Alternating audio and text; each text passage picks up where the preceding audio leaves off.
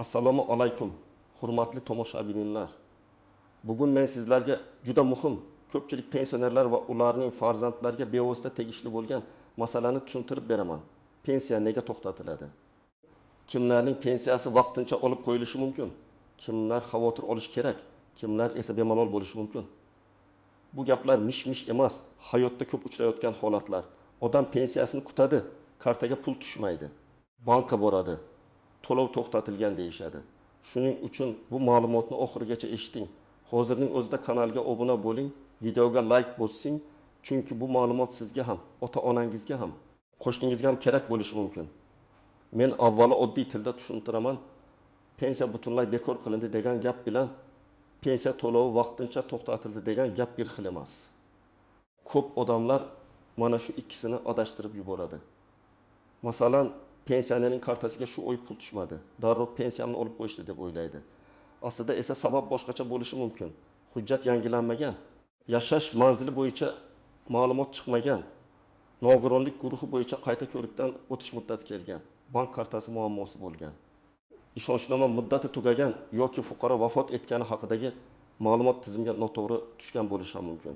Oldin ko'p jarayonlar qog'oz orqali, mahalla, tuman pensiya bo'limi, bank va boshqa idoralar o'rtasida alohida yuritilar edi. Odamning holati o'zgarsa ham ba'zan tizim buni tez ko'rmas edi. Hozir esa ko'p ma'lumotlar elektron bazalar orqali tekshiriladi. Pasport ma'lumoti, FGO ma'lumoti, nogironlik bo'yicha tibbiy ijtimoiy ekspertiza ma'lumoti, bank kartasi, doimiy yashash manzili, hatto ayrim hollarda chet elga chiqish va qaytish bilan bog'liq ma'lumotlar ham tizimlar orqali solishtiriladi. Natijada avval sezilmay qolgan holatlar hozir tezroq aniqlanadi. Shuning uchun yangi qoidalar chiqdi. Hammadan pensiyani olib qo'yishyapti degan vahimaga berilish kerak emas. Lekin beparvo bo'lish ham mumkin emas. Birinchi navbatda kimlar xavotir olish kerakligini aytaman. Agar siz pensiyani o'zingiz emas, boshqa odam orqali olayotgan bo'lsangiz, masalan, farzandingiz, nabirangiz yoki qarindoshingiz ishonchnoma bilan olib kelayotgan bo'lsa, albatta ishonchnoma muddatini tekshiring. Ishonchnoma muddati tugasa, bank yoki pensiya to'lov tizim pulni bermasligi mumkin. Bu pensiya bekor qilindi degani emas. Bu shunchaki pulni olish huquqini tasdiqlovchi hujjat muddati tugagan degani. Masalan, 7-2 yoshli onaxon har oy 1.2 million so'm pensiya oladi. O'g'li ishonchnoma bilan bankdan olib keladi. Ishonchnoma 1 yilga berilgan. 2024 yil mart oyida tugagan, lekin oila e'tibor bermagan. Aprel oyida pul tushgan bo'lsa ham bank o'g'liga bermaydi. Onaxon pensiyamni olib qo'yishdi deb o'ylaydi. Aslida yangi ishonchnoma rasmiylashtirilsa yoki onaxonning o'zi bankka borib tasdiqlasa, to'lov davom etadi. Demak, birinchi xavf ishonchnoma muddati, ikkinchi toifa nogironlik pensiyasi yoki nogironlik nafaqasi oluvchilar. Bunda eng muhim narsa tibbiy ko'rik muddati. Agar nogironlik guruhi doimiy qilib belgilanmagan bo'lsa, ma'lum muddatdan keyin qayta ko'rikdan o'tish kerak bo'ladi. Odam men bir marta nogironlik olganman, bo'ldi deb o'ylaydi. Yo'q. Agar hujjatda muddat ko'rsatilgan bo'lsa, o'sha muddat tugashi bilan to'lov avtomatik to'xtashi mumkin. Chunki tizimda nogironlik muddati tugadi deb ko'rinadi. Masalan, 58 yoshli erkak kishi ikki guruh nogironligi bo'yicha 1.1 million so'm oladi. Uning nogironlik muddati 2025 yil iyungacha belgilangan. U may oyida tibbiy ko'rikdan o'tishi kerak edi, lekin keyin boraman deb yurdi. Iyulda pul tushmay qoldi. Bu yerda davlat senga bermaymiz demayapti. Shunchaki huquqni tasdiqlovchi tibbiy xulosa yangilanmagan. Agar u ko'rikdan o'tib nogironlik tasdiqlansa, to'lov qayta tiklanadi. Ayrim hollarda o'tgan oylar uchun ham hisob-kitob qilinadi. Lekin kechikish kimning aybi bilan bo'lganiga qarab tartib boshqacha bo'lishi mumkin. Uchinchi toifa chet elga uzoq muddatga chiqib ketgan pensionerlar. Bu juda nozik masala. Har bir davlatda pensiya to'lash tartibi turlicha bo'ladi. O'zbekistonda ham pensiyaning doimiy yashash joyi ro'yxati, shaxsiy holati muhim. Agar odam chet elga vaqtincha davolanishga, mehmonga yoki farzandining oldiga borsa, bu avtomatik pensiya bekor bo'ladi degani emas. Lekin uzoq muddat qaytmasa, yashash joyi bo'yicha ma'lumotlar noaniq bo'lsa, tiriklikni tasdiqlash, doimiy yashash joyi, to'lovni qaysi tartibda olish kabi savollar paydo bo'ladi. Masalan, bir otaxon Rossiyadagi o'g'lining oldiga 8 oyga ketdi. Pensiya esa O'zbekistondagi kartasiga tushib turdi. Karta kelinida. Agar hammasi qonuniy otaxon tirik hujjatlar joyida bo'lsa, muammo bo'lmasligi mumkin.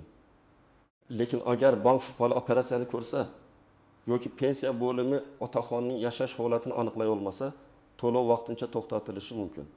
Bu holatda meni jazolashdi deb emas. Men holatimni tasdiqlashim kerak deb qarash kerak. 4-toifa vafot etgan pensioner nomidan pul olish holatlari. Mana bu eng jiddiy masala. Ba'zi oilalarda afsuski pensioner vafot etgandan keyin ham kartadagi pul yechib olinadi. Baribir otamizning puli edi. Davom xarajatiga ishlatdik. Hech kim bilmaydi deb o'ylashadi. Lekin qonuniy tomondan vafotdan keyin ortiqcha to'langan pensiya qaytarilishi talab qilinishi mumkin. Agar qasddan yashirilgan bo'lsa, bu hatto javobgarlikka olib kelishi mumkin. Misol bu 10 yanvar kuni vafot etdi. Fevral va mart oylarida ham kartaga jami 2.600.000 so'm tushdi. Nabirasi kartadan yechib oldi. Keyin fadya orqali vafot ma'lumoti tizimga tushdi. Pensiya jamg'armasi ortiqcha to'lovni aniqladi. Endi o'yla, nega qarz chiqdi deb hayron bo'ladi. Sababi oddiy. Inson vafot etgandan keyingi davr uchun pensiya olish huquqi bo'lmaydi. Shuning uchun bunday holatda darhol pensiya bo'limiga xabar berish kerak. 5-toifa hujjatlarda xatolik bo'lganlar. Tug'ilgan sana bir joyda boshqacha, pasport ma'lumoti boshqa, familiya imlosi eski hujjatda boshqacha, nikohdan keyingi familiya yangilanmagan, mehnat daftarchasida yozuvlar tushunarsiz. Hozir elektron bazalar bir-biriga ulanib borayotganda bunday xatolar ko'proq chiqadi. Oldin inspektor qog'ozga qarab bo'laveradi degan bo'lishi mumkin. Endi tizim mos kelmasa to'lovda muammo tug'iladi. Kim xavotir olmasligi kerak. Agar siz yoshga doir pensiyani qonuniy tayinlatgan bo'lsangiz, hujjatlaringiz to'g'ri bo'lsa, o'zingiz tirik va O'zbekistonda yashayotgan bo'lsangiz, bank kartangiz ishlayotgan bo'lsa, hech qanday qayta ko'rik muddati bo'lmasa, sizning pensiyangizni shunchaki yangi qoida chiqdi deb olib qo'yishmaydi.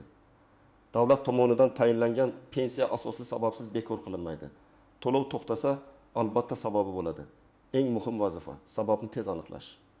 Endi men ko'p odamlar e'tibor bermaydigan nozik joylarni aytaman.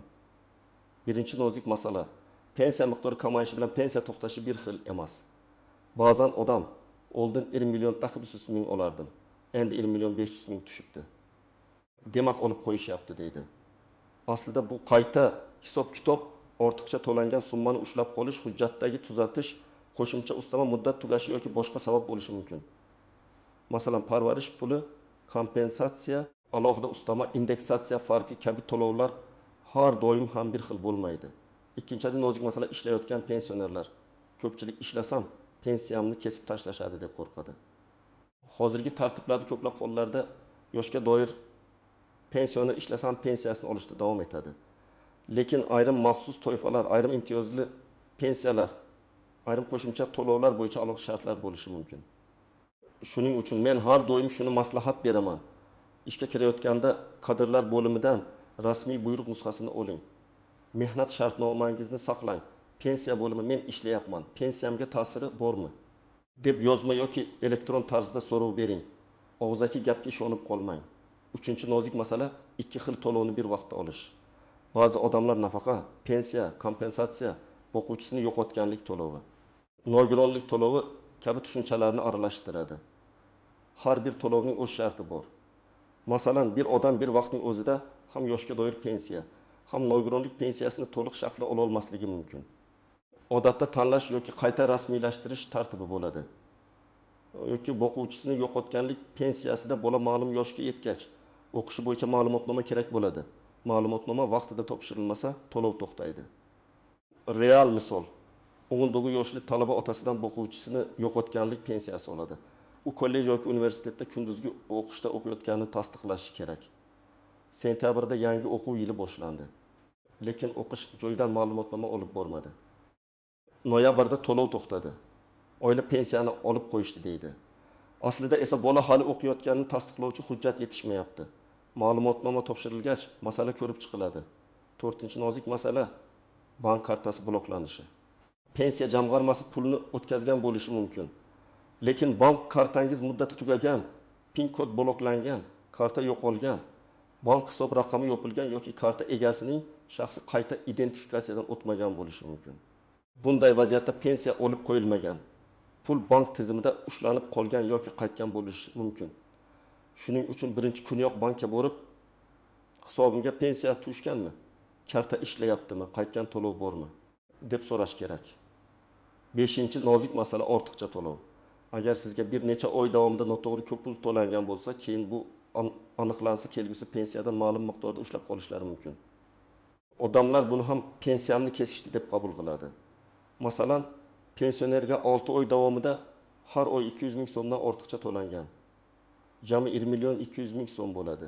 Keyin tizim buni aniqlaydi va qaytarish masalasi chiqadi. Agar pensionerning aybi bo'lmasa ham ortiqcha to'langan pul budjet mablag'i bo'lgani uchun uni qaytarish tartibi mavjud bo'lishi mumkin. Lekin bu jarayonda hujjat, asos, qaror bo'lishi kerak. Shunchaki og'zaki qarzingiz bor deyishsa, siz yozma tushuntirish talab qiling. 6-chi nozik masala propiska yoki doimiy yashash manzili. Agar pensioner bir tumandan boshqa tumanga ko'chsa, to'lov hujjatlari ham ko'chishi kerak bo'ladi. Ba'zan odam Toshkent viloyatidan Samarqandga ko'chadi, lekin pensiya ishni ko'chirishni unutadi. Bir necha oy muammo bo'lmaydi. Keyin to'lovda uzilish bo'ladi. Yangi manzil bo'yicha pensiya bo'limiga murojaat qilish, eski ishni so'ratish. Bank ma'lumotini yangilash kerak. 7-chi nozik masala firibgarlar. Hozir telefon qilib pensiyangiz to'xtab qolmasligi uchun karta raqamingizni, SMS kodini ayting deydiganlar ko'paygan. Men qat'iy aytaman. Hech qaysi rasmiy idora sizdan SMS kod so'ramaydi. Pensiya bo'limi ham, bank ham telefon orqali kartangiz parolini so'ramaydi. Agar siz SMS kodni aytsangiz, kartadagi pensiyangizni firibgar yechib olishi mumkin. Keyin odam davlat pensiyamni bermadi deb yuradi. Aslida pulni jinoyatchilar olib ketgan bo'ladi. Endi eng muhim qism, agar pensiyangiz tushmasa yoki kamayib qolsa, aniq nima qilasiz? Men sizga bosqichma-bosqich aytaman. Birinchi qadam. Vahima qilmang va birinchi kundanoq sababni aniqlang.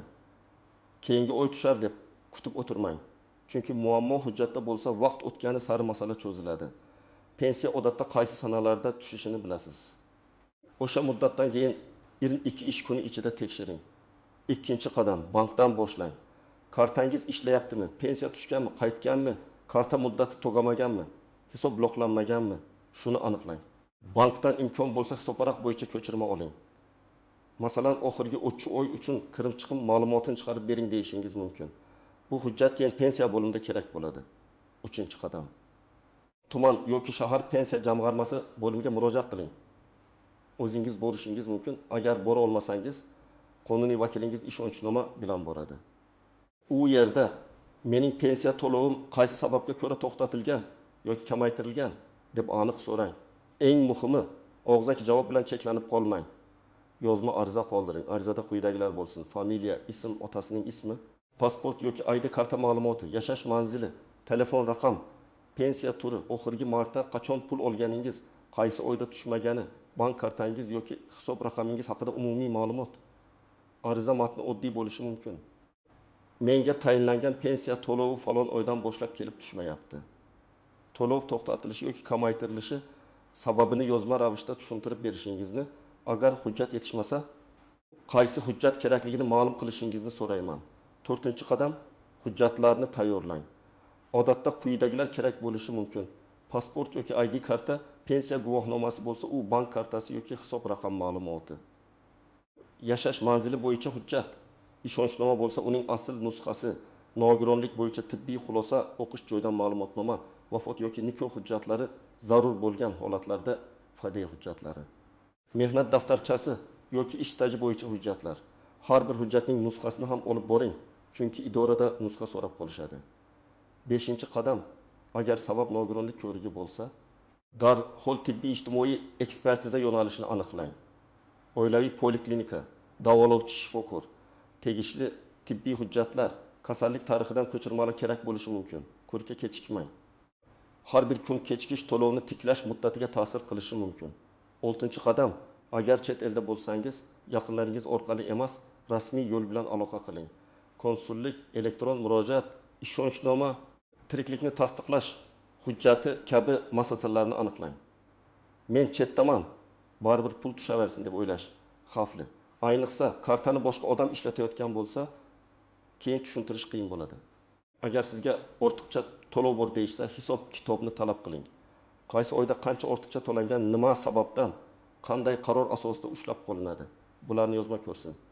Agar siz rozi bo'lmasangiz, yuqori turuvchi tashkilotga yoki sudga shikoyat qilish huquqingiz bor. Lekin hissiyot bilan emas, hujjat bilan harakat qiling. 8-qadam barcha murojaatlaringizni ro'yxatdan o'tkazing. Ariza topshirsangiz, kirim raqamini oling. Elektron murojaat qilsangiz, murojaat raqamini saqlang. Bank ko'chirmasini, tibbiy xulosani, ishonchnomani, ma'lumotnomani alohida papkaga solib qo'ying. Pensionerlarning eng katta xatosi hujjatlarni tarkoq saqlash.